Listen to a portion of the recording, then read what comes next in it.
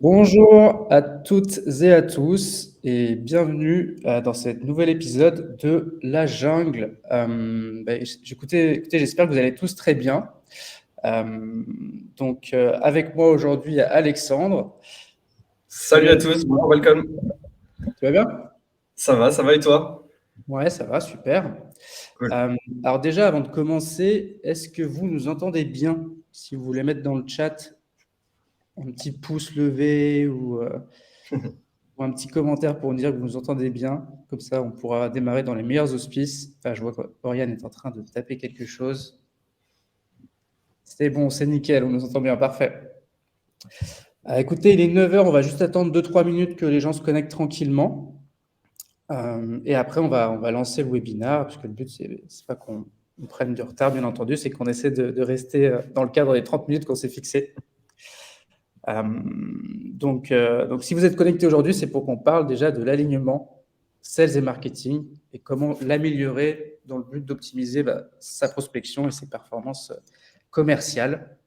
Donc, voilà le sujet qu'on va traiter ensemble avec Alexandre aujourd'hui. Donc, je vois qu'il y a quelques personnes qui se connectent. Hop, je vous envoie un petit message aussi dans le chat. N'hésitez pas à poser vos questions tout au long du webinaire. Et du coup, avec Alexandre, on répondra du tac au tac Avec plaisir. à vos questions. Allez, écoutez, on va commencer sans plus attendre. Le webinaire, vous avez vu, on a mis nos super bobs d'aventuriers. On est prêt. Parcourir la jungle du marketing aujourd'hui avec vous. On espère que ça va vous plaire. Comment va se dérouler le webinaire? 3 étapes, très simples, classiques. On va d'abord se présenter. Ensuite, on va parler du sujet du jour, qui est comment améliorer l'alignement sales et marketing. Et ensuite, à la fin, on prendra 2-3 minutes pour répondre à vos questions. Et sans plus attendre, on va se présenter. Je te laisse la main, Alexandre. Écoute, merci beaucoup. Donc moi, je suis Alexandre Jean Petit, donc je suis directeur marketing d'ID Agency. Ça fait 15 ans que je suis dans l'univers du web et depuis quelques années maintenant, plutôt orienté sur du marketing B2B. Donc l'alignement sales marketing est un sujet qui me parle beaucoup. Pour présenter rapidement, en fait, ID Agency, c'est un partenaire intégrateur historique d'HubSpot. Donc une solution leader sur le marché du CRM. Et notre mission, en fait, c'est de vous aider à intégrer au mieux cette plateforme et ses différentes briques, que ce soit vente, marketing, service client, CMS, au cœur de votre système d'information. On est organisé autour de 3 pôles, conseil, intégration HubSpot, création de site web et accompagnement marketing. On est une trentaine de collaborateurs basés à Lyon. Et puis, depuis 2016, donc on a accompagné à peu près une 150 entreprises PME, ETI sur voilà, cette intégration d'HubSpot au cœur des entreprises. Voilà. Super. Écoutez, à moi. Moi, c'est Malcolm. Je suis VP Sales chez Jeudi Merci. Personnellement, moi, ça fait 10 ans que je travaille dans la vente et dans le domaine du digital ou de la tech. Donc, j'ai d'abord travaillé à Londres dans une startup qui offrait des applications mobiles pour les événements d'entreprise. J'étais CAM, ensuite Head of Sales, ensuite je suis allé chez Groupon. Je suis retourné en France, à Paris, pour être directeur commercial. Et ensuite, je suis revenu dans ma ville natale, Lyon. Ce qu'a pas dit Alexandre aussi, c'est qu'il est basé à Lyon. Oui, oui, c'est vrai, c'est vrai. On est basé à Lyon aussi, oui, tout à fait. Donc, euh, donc je suis rentré au Bercail pour rejoindre Jeudi Merci. Et Jeudi Merci, qu'est-ce que c'est? Donc, c'est le leader du gifting as a service. Et le gifting as a service, c'est quoi? C'est juste une plateforme qui vous permet en quelques clics d'envoyer des petites attentions physiques personnalisées à vos clients, à vos employés, mais aussi à vos prospects. Vous verrez tout à l'heure, je vous en parlerai un peu plus en détail. Et l'objet que j'ai toujours dans mon sac à dos pour partir dans la jungle, c'est une gourde pour rester hydraté, forcément une gourde personnalisée. Je dis merci. Maintenant que les présentations sont faites, écoutez, on va parler du sujet du jour, qui est comment améliorer l'alignement sales et marketing pour une prospection efficace. Donc, il y aura 4 étapes. D'abord, on va dire qu'est-ce que l'alignement sales et marketing, à quoi ça sert. Ensuite, on va dire comment le mettre en place. Et ensuite, on va vraiment vous partager des exemples concrets que nous, on a mis au sein de nos organisations et qui marchent et que vous pouvez vous dupliquer assez facilement au sein de votre entreprise. Donc, il y aura à la fois des exemples sur l'alignement des discours, qui est super important, et des exemples pour optimiser vos performances, que ce soit les performances de l'équipe 16, mais aussi les performances de l'équipe marketing. Donc, les premières étapes, que je vais laisser la main à Alexandre. Du coup, l'alignement sales marketing, c'est quoi et à quoi ça sert? Écoute, c'est assez simple. En fait, déjà, ce qu'il faut bien comprendre, c'est que peut-être pour certains qui sont présents dans ce webinaire, ça vous semble naturel, en fait, cet échange entre les équipes sales et marketing. Et pourtant, on le voit dans de nombreuses entreprises qu'on accompagne chez Ida Agency, c'est que c'est pas forcément quelque chose qui est très naturel, hein. Les équipes marketing et vente ont pas forcément toujours tendance à discuter, échanger ensemble et travailler main dans la main. Et pourtant, ces deux entités, ces deux départements au sein des entreprises ont le même objectif final. C'est ça qui est assez incroyable, c'est que les deux doivent générer des ventes pour l'entreprise et faire croître cette entreprise, la rendre plus durable, la rendre existante, hein, sur son marché. Et donc, aujourd'hui, eh bien, ces deux équipes qui sont avec cet objectif commun n'ont pas forcément toujours tendance à travailler. Pourtant, on le voit, hein, quand les équipes de vente et le marketing travaillent ensemble, on gagne énormément en efficacité. C'est aussi pour le marketing l'occasion de se tourner vers des actions qui vont amener du retour sur investissement. On a toujours tendance à dire, bon, le marketing, voilà, c'est quelque chose qui va dépenser de l'argent, on ne sait pas trop les retours qu'on va avoir. Bon, là, au moins, dans un alignement sales marketing, et on en parlera aussi un peu plus en détail après sur les objectifs, on va avoir un marketing qui va être beaucoup plus tourné vers le résultat. Et ça, c'est quelque chose qui est super intéressant. Et donc, évidemment, là, on a cité plusieurs points qui sont essentiels dans cet alignement marketing: l'homogénéisation, la compréhension des cibles, l'optimisation des performances. Voilà, tous ces enjeux-là aujourd'hui sont capitaux dans cet alignement sales marketing et, encore une fois, au service de l'entreprise. Je ne sais pas ce que tu en penses, toi, Malcolm, par rapport à ça. Mais voilà un petit peu, moi, ma vision de cet alignement. Oui, totalement. Je suis totalement aligné avec toi. C'est vrai que, bon, pour certains d'entre vous, ça paraît tout à fait normal, mais par nature, les sales, la population sales, en tout cas, que moi je manage depuis 10 ans, est assez sauvage. On est dans la jungle en même temps. Et du coup, voilà, ils ont une vision très spécifique du business. Ils sont vraiment centrés résultats, performance, et parfois ils voient le marketing d'une façon un peu différente. Voilà, ils travaillent pas forcément main dans la main avec le marketing, ils travaillent que pour eux. Et du coup, l'objectif, c'est vraiment d'essayer de leur faire prendre conscience que l'équipe marketing travaille main dans la main avec les sales et que c'est pas que en faisant de l'outbound qu'on va réussir à générer du chiffre, et que l'inbound plus l'outbound permet d'amener des cibles sur le site, de les convertir, etc. Enfin, vraiment que les performances de l'entreprise, elles découlent du travail de ces deux équipes combinées et pas que d'une seule entité. Donc, c'est super important d'aligner ces deux équipes pour optimiser les performances de l'entreprise. Ouais. Et si je peux ajouter, du coup, effectivement, on a rajouté un point sur l'aspect du CRM. Donc, évidemment, le CRM est un sujet très important chez Ida Agency et pour nos clients, parce que bon, c'est là où on a implémenté, du coup, la HubSpot notamment. On le voit, hein, la donnée aujourd'hui, elle est souvent de qualité médiocre ou mauvaise.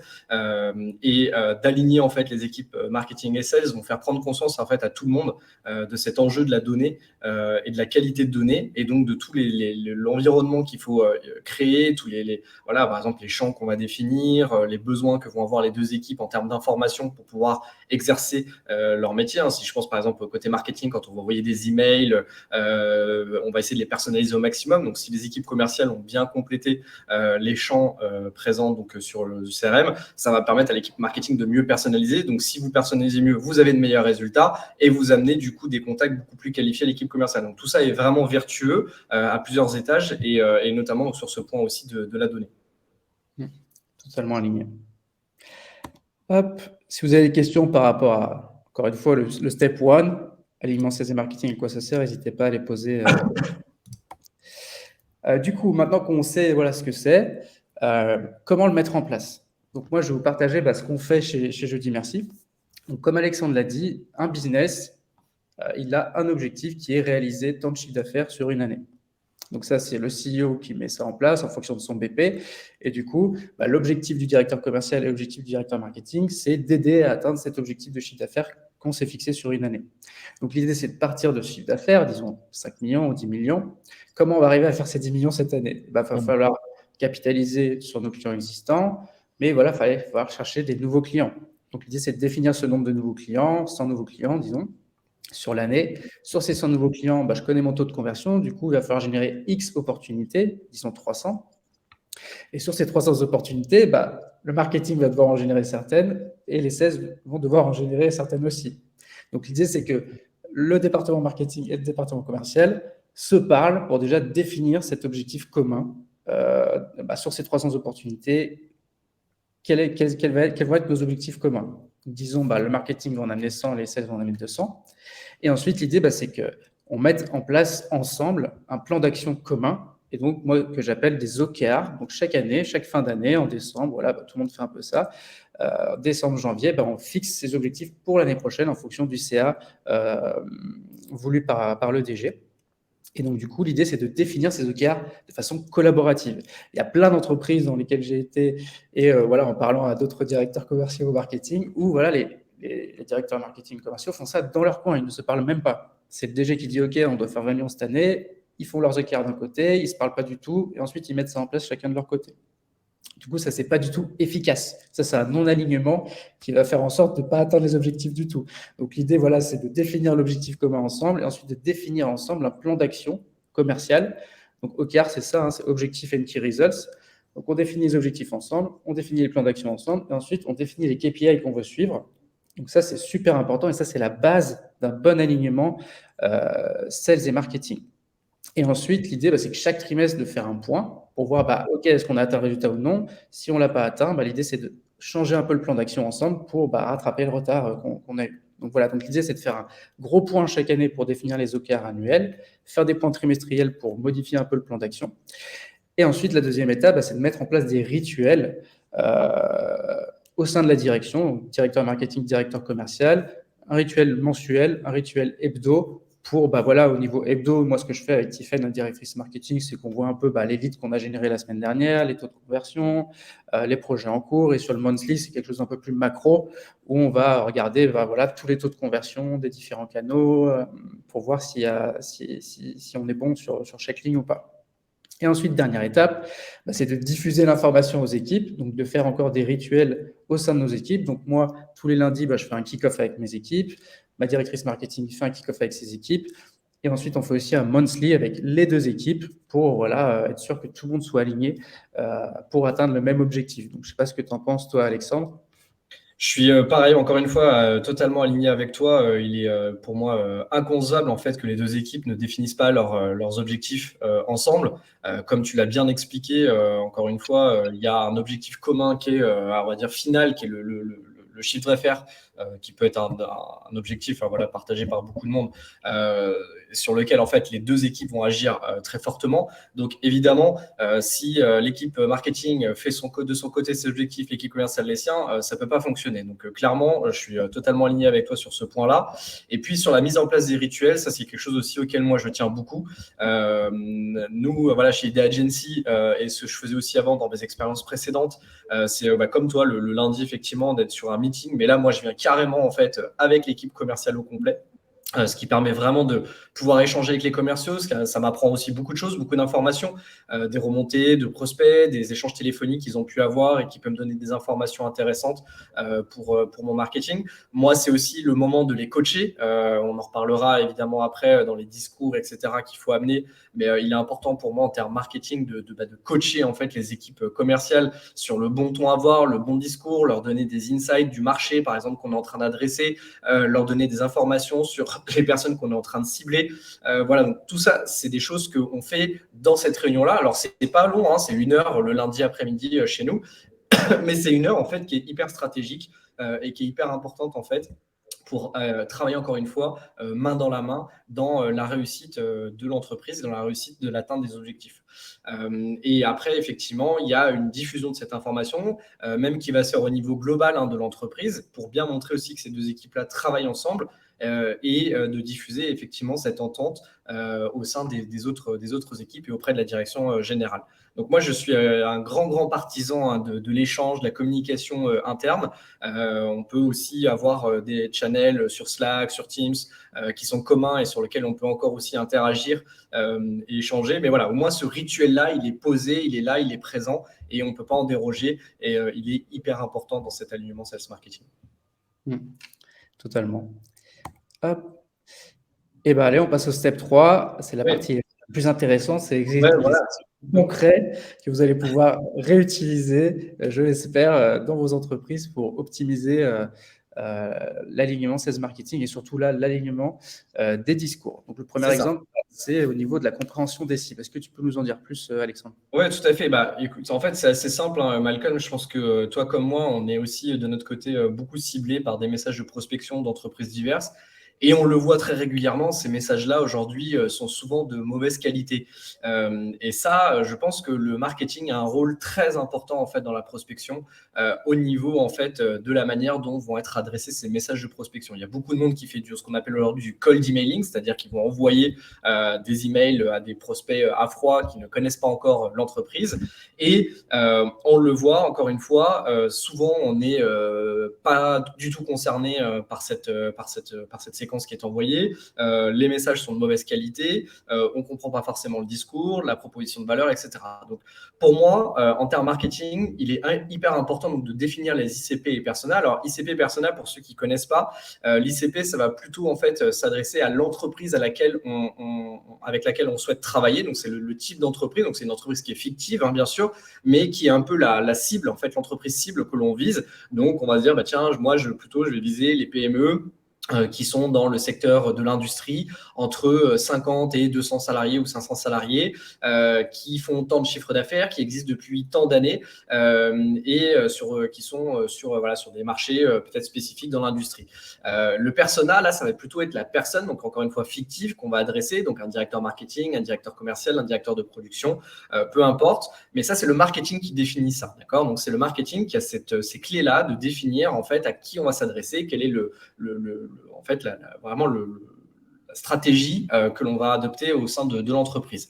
Ça, c'est quelque chose que on peut partager avec la direction commerciale qui, elle, on va dire, le message, en fait, j'allais pas dire le message, mais l'insight, en fait, du terrain. C'est-à-dire que les commerciaux sont souvent ceux qui sont en contact le plus souvent auprès des personas et des entreprises que l'on vise. Et donc, évidemment, quand on va travailler et réaliser ensemble, en fait, cet ICP et ces personas, si on le fait en commun, eh bien derrière, en fait, on va avoir quelque chose qui va être beaucoup plus fin, beaucoup plus précis, et ça, c'est intéressant.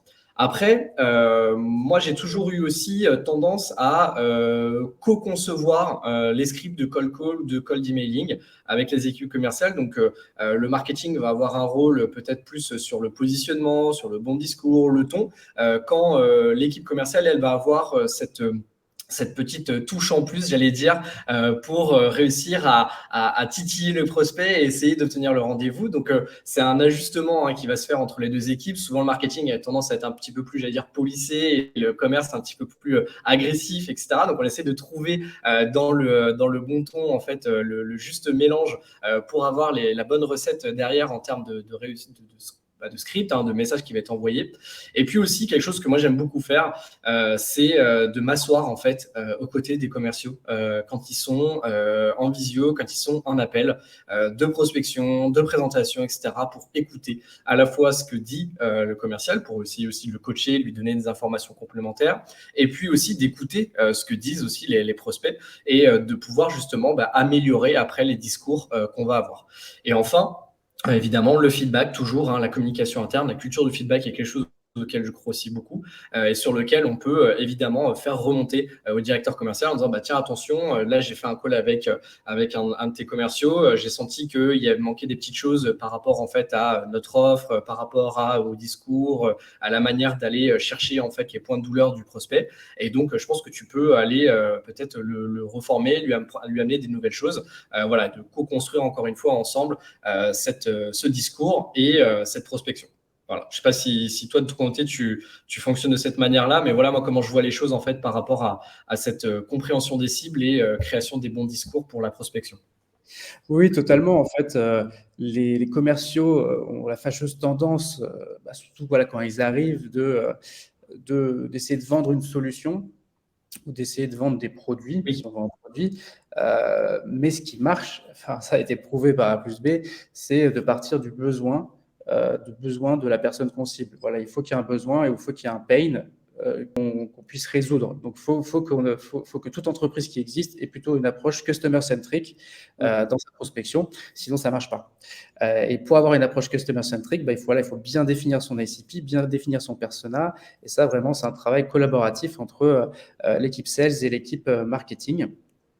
Et du coup, nous, en tout cas, quand il y a des nouveaux qui viennent chez Jeudi Merci, au niveau de l'onboarding, c'est le marketing qui prend en main la formation sur les ICP, les personas. Ensuite, moi, je repasse dessus pour être sûr que tout a bien été compris. Et ensuite, au niveau des scripts, je suis totalement aligné. Le marketing, c'est le garant du discours et de la tonalité de la marque, de l'entreprise. Donc, c'est à eux de faire le premier jet. Et ensuite, c'est aux commerciaux d'ajouter un peu leur patte, leur touch, parce qu'effectivement, le marketing, parfois, va avoir un discours un peu trop marketeux, c'est rentre dedans. Et nous, ce qu'on veut, c'est déclencher un intérêt, déclencher une démo. Donc, du coup, on ajoute un peu notre patte, on ajoute des petits call to action, on ajoute des petites photos dans nos cœurs de mail, des choses que le marketing ne ferait pas. Ensuite, le marketing repasse dessus. Il y a plusieurs passes pour avoir un script qui est au top et qu'on va pouvoir envoyer à la bonne cible au bon moment, avec le bon message. C'est ça le but.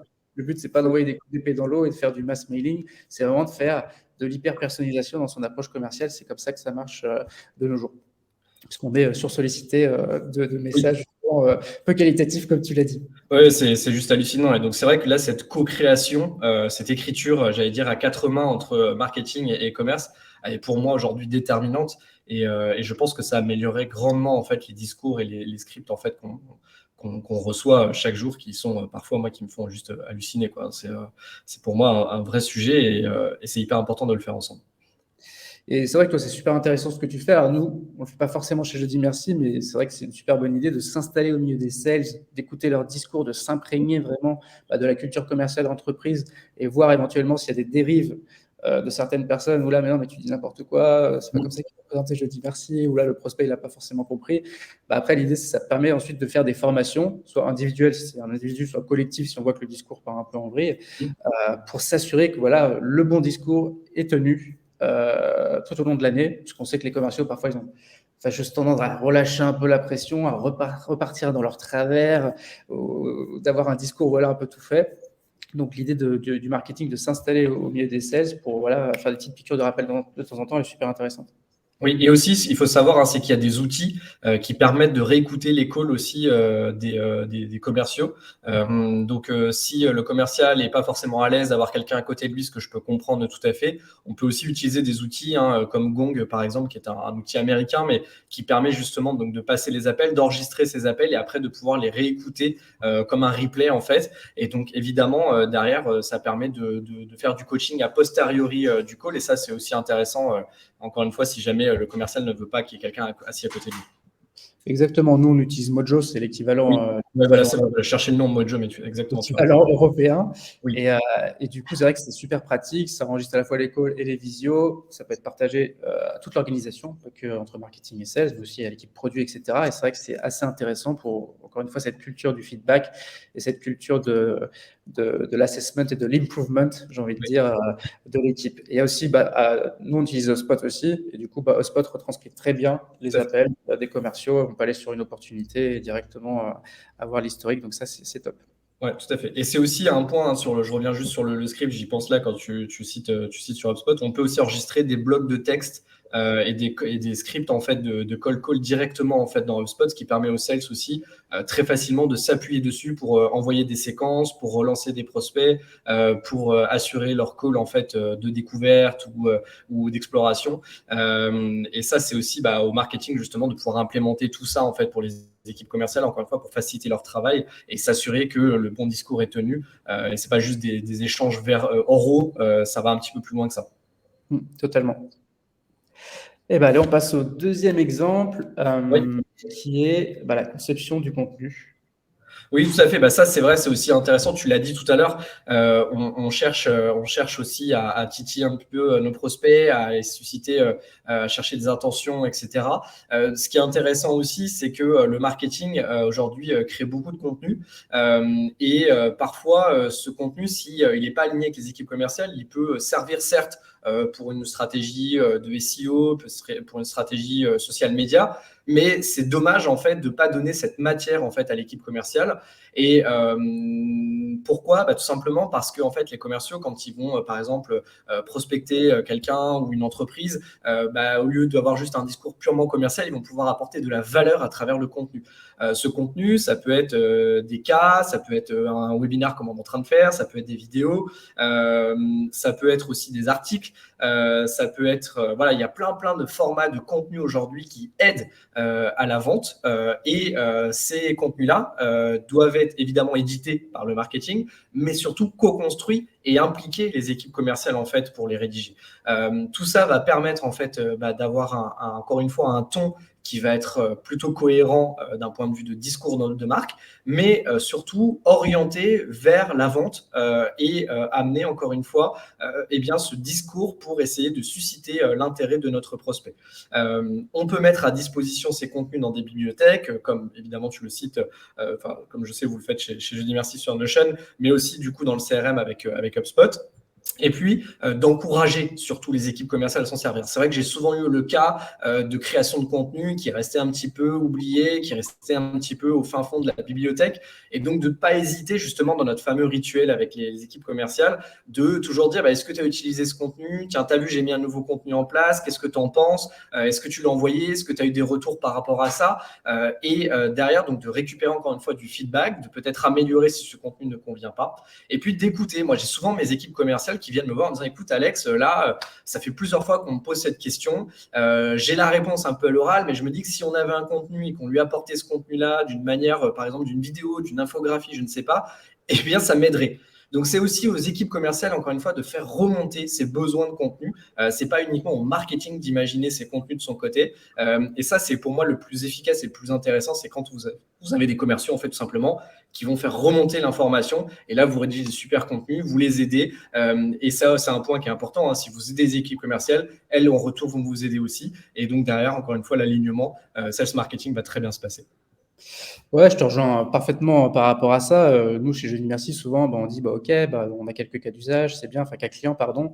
Mais du coup, on aimerait avoir un cas client par rapport à cette problématique, parce que voilà, on n'a pas encore de contenu par rapport à ça pour aguicher un peu les prospects et montrer qu'on est expert sur ce domaine. Et donc, du coup, voilà, ensuite, on va chercher dans nos bases de clients, essayer voilà, l'idée, c'est vraiment de communiquer. Donc, ces rituels sont super importants. Et vraiment, quelque chose par rapport à ce slide et cet exemple qui est super important, c'est voilà, il n'y a rien de pire que pour une équipe marketing de créer du contenu et que ce contenu ne soit pas utilisé. Et ensuite, les sales disent mais non, mais le contenu, il est nul, etc., etc. Donc, du coup, pour vraiment être sûr que le contenu va être utilisé et va apporter quelque chose à l'entreprise, c'est encore une fois d'impliquer les sales dans la co-construction de ce contenu. C'est super important. Si on implique quelqu'un dans la création du contenu, après, il ne pourra pas dire c'est nul parce qu'il l'a fait. Il a fait avec le marketing. Donc, du coup, s'il l'a fait et qu'il est content de ce qu'il a fait, théoriquement, il va l'utiliser et il va mener la bonne parole auprès de son équipe pour dire regarde, putain, on a fait un super article, on a fait un super cas client, etc., etc. Du coup, il va prêcher la bonne parole et du coup, tout le monde va utiliser ce contenu et ensuite, tout le monde va donner des feedbacks au marketing et du coup, ça va être un cercle vertueux qui va s'enclencher. Tout à fait. Donc voilà, écoutez, c'est tout pour l'alignement des discours. On va passer sur. N'hésitez pas, si vous avez des questions, les mettre, on y répondra avec plaisir aussi à la fin dans le chat. Ouais. Voilà. Là, on va parler d'optimisation des performances. Hop, donc comment on optimise les performances, surtout dans le traitement des leads inbound.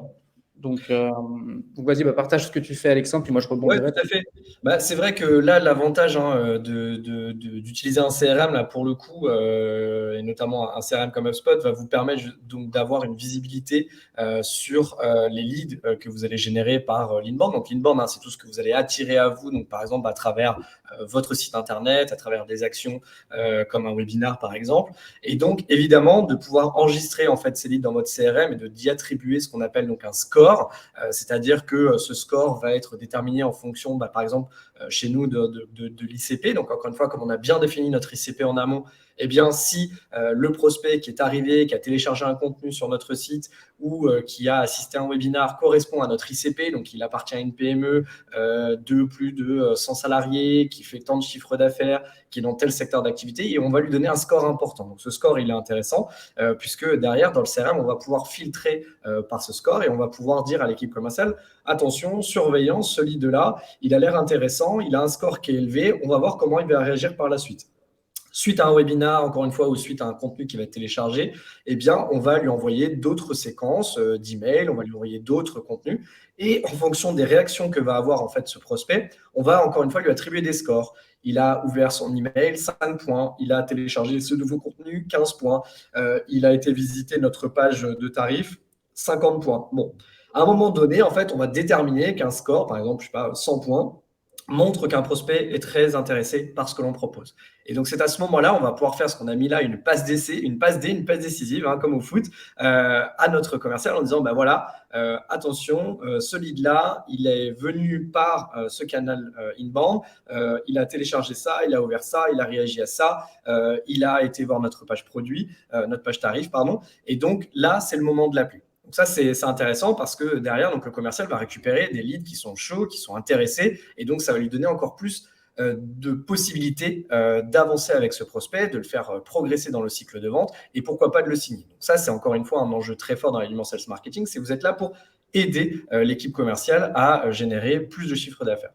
Ce qui est intéressant aussi, c'est de mettre en place un engagement écrit. Alors, il y a certaines entreprises qui appellent ça le SLA, donc comme dans le service après-vente, en fait, qu'on peut retrouver dans les différents services que vous achetez, qui va déterminer par écrit en fait un engagement de l'équipe commerciale de dire ok, si un lead atteint un tel score et que je reçois une notification dans mon CRM, eh bien je m'engage à le recontacter dans les 30 minutes parce qu'on sait que c'est quelque chose qui est déterminant derrière. En fait, quand tu as un prospect va arriver à nous et qui va être chaud ou même qui va passer par la boîte contact pour vous demander des informations, eh bien de récupérer tout de suite et de générer en fait, de faire l'appel tout de suite et d'essayer de prendre le rendez-vous tout de suite va donner plus d'opportunités de réussite. Donc, il faut avoir cet engagement écrit de l'équipe commerciale. C'est aussi un engagement, on ne l'a pas mis là, mais un engagement de l'équipe marketing aussi de fournir des leads de qualité et donc d'essayer de répondre en fait aux attentes des commerciaux par rapport à ça. Évidemment, bien renseigner les données du CRM. Donc ça, c'est quelque chose qu'on a évoqué déjà dans une étape précédente. Là, c'est plutôt dans un esprit aussi de calculer le ROI, donc le retour sur investissement des actions marketing, qui va permettre en fait, tout simplement d'avoir des reportings directement dans le CRM qui vont nous donner en fait, l'importance qu'a l'inbound au sein de l'entreprise, les résultats qu'amène en fait le marketing et comment les équipes commerciales le traitent derrière. Et est-ce que les leads amenés par le marketing d'un point de vue inbound, par exemple, sont intéressants ou pas? Et c'est ce qui nous permettra de déterminer si on doit appuyer sur ce canal ou pas. Et enfin, évidemment, tracking marketing, mise en place d'actions, plan d'action correctif. Évidemment, le tracking marketing, ça nous permet d'avoir un suivi très clair de ce qui va se passer. Et puis, si jamais il faut ajuster, encore une fois, alignement à nouveau avec des équipes sales et marketing, on travaille ensemble, on imagine des plans d'action ensemble et on améliore derrière en fait, notre stratégie pour amener encore une fois plus de résultats. Ouais, et puis moi je vais revenir sur ce scoring marketing et après je répondrai à ta question, Aurélia. En fait, il y a pas mal d'entreprises qui s'essoufflent à appeler des leads qui sont pas chauds, qui sont pas mûrs. Donc en fait, ils vont faire un webinar, il va y avoir 60 participants, je dis n'importe quoi, 60 inscrits et 20 participants. Bam, ils vont rappeler les 60.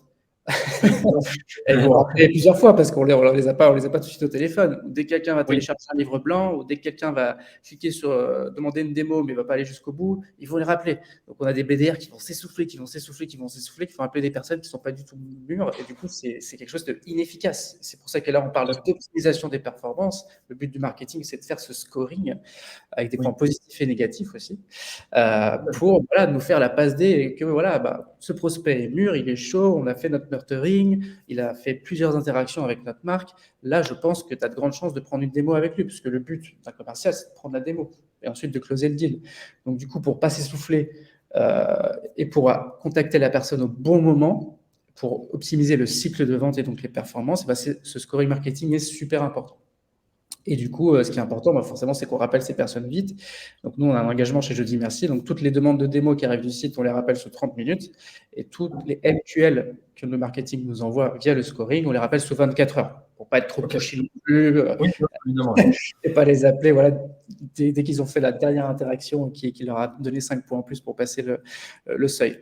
Donc ça, voilà, c'est vraiment super important et c'est voilà, une erreur à ne pas commettre. Et vraiment, ce scoring marketing est super important pour optimiser les performances. Et encore une fois, les commerciaux, moi, j'arrête pas de les tanner, de bien renseigner le CRM. C'est-à-dire quand ils ont appelé un MQL ou une demande de démo, de mettre dans le CRM qu'ils l'ont bien contacté, que la démo a été bookée et de changer le statut du lead. Donc, dans HubSpot, il y a un champ statut du lead. Il faut le passer en contacté, démo bookée, etc. Et c'est ce statut-là qui va permettre au marketing de calculer son ROI. Une fois que voilà, le deal, soit il sera lost, soit il sera client. Et grâce à ce champ-là, associé au contact, le marketing pourra calculer son ROI. Et du coup, Alexandre et moi, on pourra avoir des conversations intéressantes pour voilà, traquer le résultat. OK, ça, on était bon, on a été moins bon. Pourquoi on a été bon? Pourquoi on n'a pas été bon? Est-ce que c'est à cause de l'ICP? Est-ce que c'est à cause du persona? Est-ce que c'est à cause du travail du commercial? Donc voilà, donc c'est super important de faire ça. Et avec HubSpot, on peut automatiser certaines choses. Ce champ statut du lead peut évoluer en fonction du cycle de vente en faisant des automatisations et des workflows. Donc Aurélien, question, à qui incombe le renseignement du CRM, team marketing ou sales? Là, du coup, je viens de répondre. Ouais. En fait, je pense que globalement, le marketing va avoir un rôle en fait intéressant dans, on va dire, la préqualification du lead, donc qui va amener des informations comme le nom, le prénom, l'email, en fait, à travers les champs notamment qui sont présents sur les pages, les landing pages, sachant que notamment par exemple avec un CRM comme HubSpot, on peut faire ce qu'on appelle des champs évolutifs, donc qui vont évoluer en fonction de quand le prospect va revenir, va retélécharger d'autres ressources, on va lui demander d'autres informations, et donc derrière, il faut absolument en fait faire évoluer ces champs pour qu'on puisse avoir plus d'informations. Mais le commercial, pour moi, a un rôle déterminant dans le renseignement du CRM, parce qu'au moment où il va prendre le téléphone, qui va essayer de contacter en fait ce prospect, c'est à lui effectivement, comme le disait Malcolm, de vraiment amener encore plus d'informations, d'enrichir. Un call de découverte peut être aussi un moyen d'amener encore plus d'informations. Après, attention à pas non plus de demander trop d'informations dans les champs, parce que ça peut vite j'allais dire dégoûter les équipes commerciales, mais c'est presque ça. C'est-à-dire, tu me confirmeras peut-être Malcolm, mais à un moment donné, quand vous demandez 50 champs dans votre CRM, le commercial, il n'a absolument pas envie de faire ça. Donc, je pense qu'il faut déterminer les champs prioritaires sur lesquels vous devez absolument avoir de l'information pour faire du business et faire du marketing, mais attention à pas trop en demander. Sachant aussi que maintenant, il y a de plus en plus d'outils qui peuvent venir enrichir votre CRM automatiquement. Chez ID Agency, on a par exemple créé un connecteur avec InfoLégal, qui est une base de données financière d'entreprise, qui vous permet, en fait, par exemple, en un clic, de remplir énormément de champs d'informations sur l'entreprise que vous visez. Donc voilà, il y a de plus en plus de techniques qui se font maintenant pour enrichir ces données-là et faire gagner du temps en fait à tout le monde, et surtout de l'efficacité. Oui, totalement. Alors, j'ai une question de Loïsa. J'espère que j'ai bien prononcé ton prénom. Si un prospect télécharge un contenu sur le site internet et qu'on souhaite le rappeler après, est-ce conforme avec la RGPD? J'ai envie de dire oui, mais c'est plutôt. Oui, alors oui, en fait, oui, si tu le précises bien dans ton formulaire. C'est très important dans son formulaire d'avoir l'information, que le prospect puisse cocher le fait qu'il va être contacté et qu'il a envie d'être contacté. Sinon, évidemment, attention à pas trop, à pas contacter non plus de manière autoritaire derrière. Donc, il est très important dans une réglementation de la RGPD de pouvoir informer au moment du téléchargement du contenu que ces informations peuvent être utilisées dans un cadre de prise de contact commercial ou de relance marketing à travers l'envoi de nouveaux contenus, d'une newsletter, etc. Donc, c'est l'information qui est capitale et le fait que le prospect va donner son consentement. J'ai une nouvelle question de Marjorie, et ça, je pense que c'est le grand combat des directeurs commerciaux. Quels moyens utiliser pour être sûr d'embarquer les commerciaux dans cet alignement, surtout la complétude du CRM? Donc, forcément, les commerciaux, excusez-moi du terme, ça les fait chier de remplir le CRM, parce qu'ils estiment qu'ils ont de meilleure utilisation de leur temps à contacter des prospects, signer des deals, faire des propals, etc. Oui. Donc, le but, c'est déjà de leur expliquer que voilà, c'est super important à l'échelle de l'entreprise, même à leur échelle, parce que s'ils ne renseignent rien, et imaginons qu'un collègue part, il n'a pas du tout renseigné le CRM, on reprend ses deals, s'il n'y a rien dans le CRM, il va devoir tout reprendre de zéro. Donc, l'idée, c'est de les sensibiliser de façon récurrente via les rituels. Donc toujours, voilà, rituel hebdo avec mes équipes, je fais toujours des petits rappels. Les rituels sales marketing, voilà, on fait des petits rappels, c'est important, etc. Donc ça, c'est super important de faire ces rappels pendant les rituels. Après, il y a des petites astuces, encore une fois, essayer d'automatiser un maximum de choses pour que le commercial n'ait rien à faire. Donc ça, c'est possible via les workflows HubSpot. Et parfois, il faut être un peu chiant avec eux. Donc il y a deux choses qu'on peut faire. On peut forcer les champs. Donc, forcer la complétude des champs. Donc, moi, dans la transaction, pour passer d'une étape à une autre, de démo book, tu as opportunité créée ou à propos l'envoyer, et je force des champs. Donc, ils ne peuvent pas envoyer un devis, par exemple, s'ils n'ont pas rempli certains champs. Donc, ça, on peut le faire avec HubSpot, par exemple. Et sinon, moi, je fais mon one-to-one hebdo avec mes sales et je leur dis, écoute, tu n'as pas rempli, tu remplis quoi.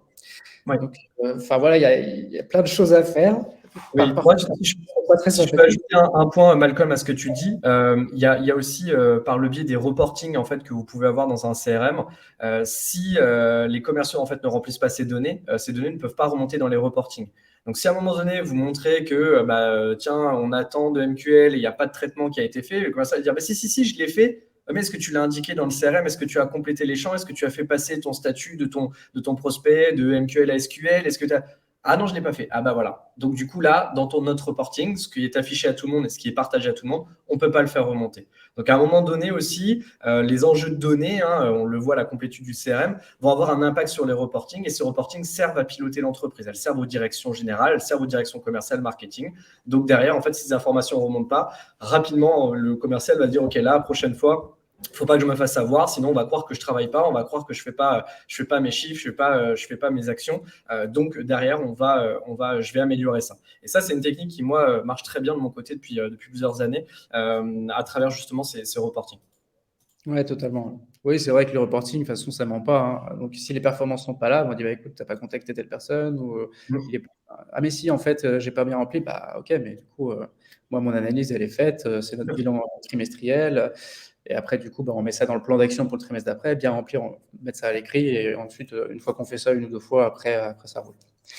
On va avancer parce qu'il est déjà 9h42. Désolé, mais c'est un sujet passionnant. Du coup, on prend du temps pour l'expliquer. On espère que ces exemples vont vous servir. Le dernier exemple très concret, c'est comment bien gérer et optimiser les performances des webinaires. Oui, tout à fait. C'est vrai que le webinar est aujourd'hui, si on en fait aujourd'hui, voilà, il y a aussi des raisons derrière, évidemment, marketing et sales. Moi, c'est quelque chose qui me plaît énormément de faire des webinars parce que c'est vrai qu'on peut amener beaucoup de valeur, de contenu, répondre aux questions comme on le fait là en live et aussi, encore une fois, générer en fait des potentiels prospects pour les équipes commerciales.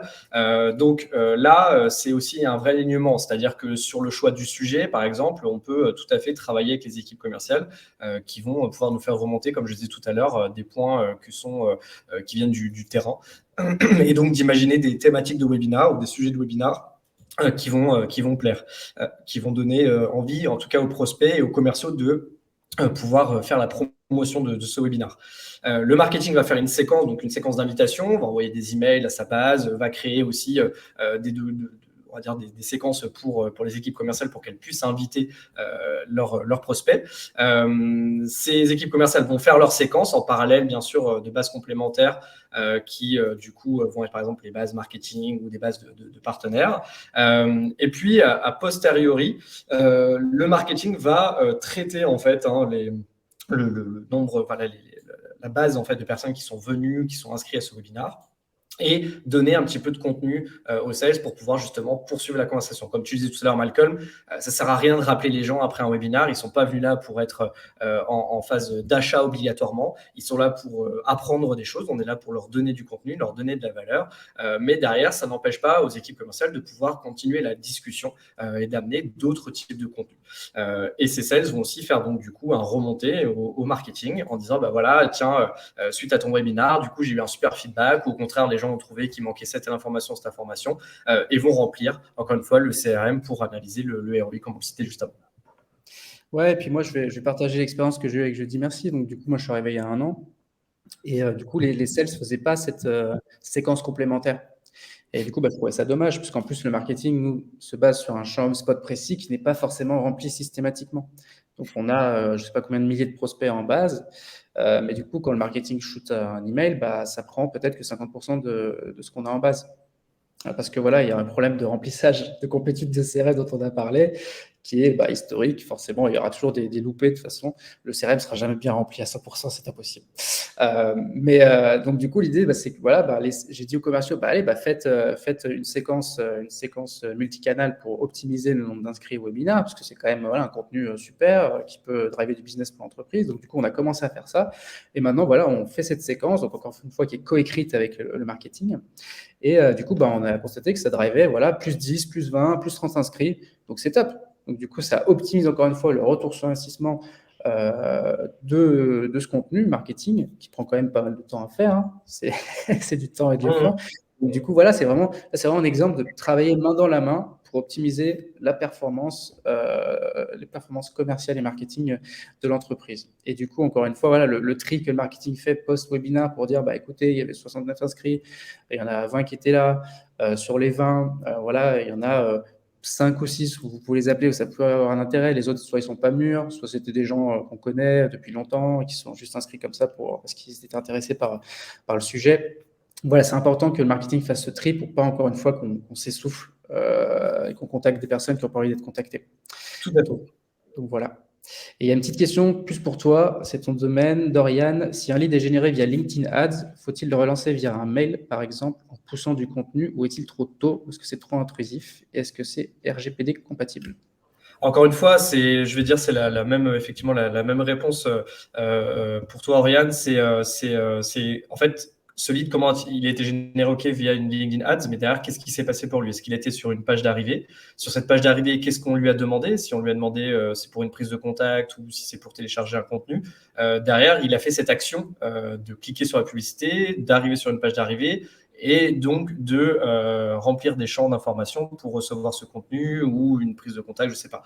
Donc évidemment, encore une fois, si derrière on lui précise bien que en complétant ce formulaire et en cochant une case comme quoi il accepte d'être recontacté, il n'y a aucun problème d'un point de vue RGPD.